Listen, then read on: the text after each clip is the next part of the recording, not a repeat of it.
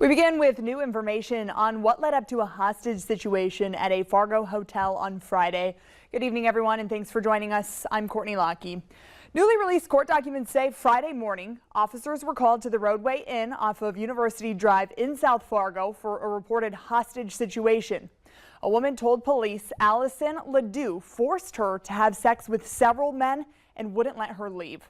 The woman eventually escaped and told police 2 men and 2 women were still there, including Ledoux. Police say an employee of the Roadway told them that their manager texted if they let the cops in, she would be killed. Police say hotel surveillance showed the manager and Ledoux entering the room together, but never leaving. Police say several calls to the manager's cell phone went unanswered, and the phone in that room also wasn't working.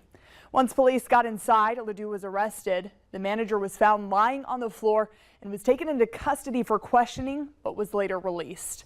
Ledoux was arrested for terrorizing and restraint. Police have not yet released any information about arrests made in connection to the alleged sexual assault.